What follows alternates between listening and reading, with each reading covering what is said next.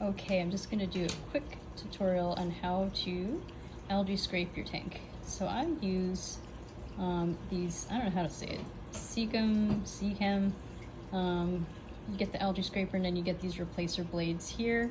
I put it on the third setting here at the top. I use long gloves because, you know, your hand is gonna go in the water. And I have clowns. I will not tell you what I call them right now, but they will attack your hand. They're very mean. So I just go from one side of the tank and I go all the way around, and I got a little 29 gallon here, so it's not too bad. But I just do it at this angle, and you know, I do a little bit where the water line is because it gets some here. I'll just kind of go along and get that, but it's pretty simple. You just want to be careful you don't get the rubber sidings here. I have accidentally nicked some of my rubber siding and scraped it off, so you just want to be careful.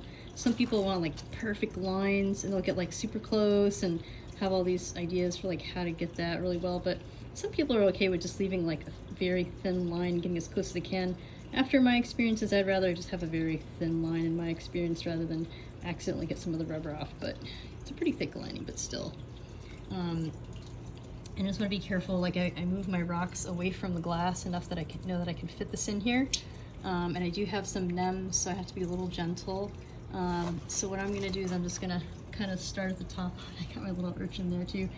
I will move snails off with the non-sharp part of the blade here, or the object, and I'll just kind of, you know, get him off the glass. But the urchin's okay, he's not too close, so I'm just going to kind of come here and go down the side as close as I can to this wall here, or the rubber ending, and I'll just kind of go down. It's not going to be perfect, but that's okay.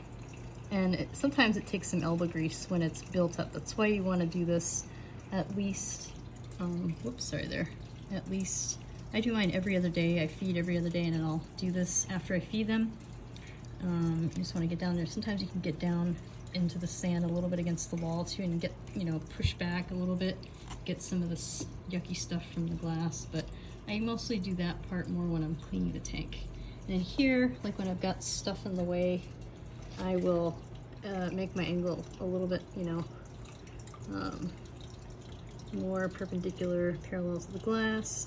And I just want to be careful of these nems that I'm just slowly kind of going down and not hurting them.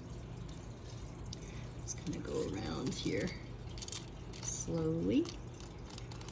And look at the nems are just trying to grab onto it like, hungry. Just gently pull it away so I don't rip off their tentacles. Come on, let go, buddy. There you go. And I just want to get the whole glass side gentle. And the clowns do not like you messing in their tank, so they will try to nip a little bit. But you're nice and firm. When I don't have my other hand in the camera, I will put my other hand on this side of the glass here, so it just gives a little pressure on the other side. I guess I get a little paranoid about the glass or the rubber breaking or something.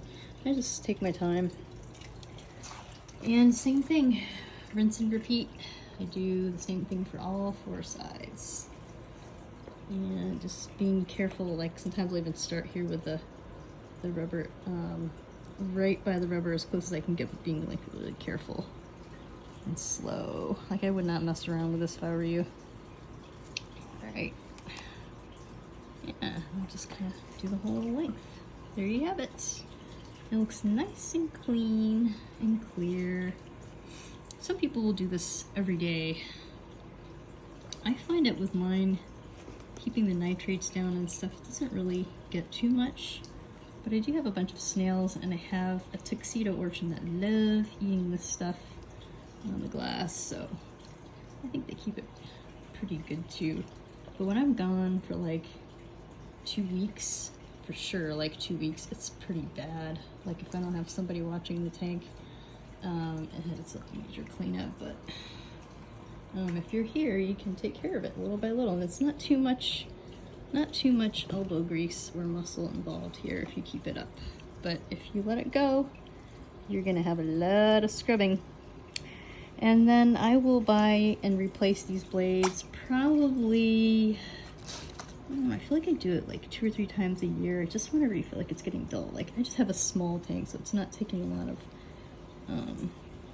you know, scrubbing here to get this little bit of glass done. And in here, I do have a rock, so it's kind of annoying. Like, I will not clean behind the whole rock and move it every time, but when I clean the tank about once a week, I will move this whole thing out and just really get behind it real good. But I will move my Enterprise on normal every other days. And with Audrey, I just gotta be careful I don't get her tentacles, but even if I do, she's fine, or she regrows them. But I just kind of let her know I'm here, and she knows enough now that, like, hey, it's cleaning time, I better move my tentacles. Come on, girl, go in.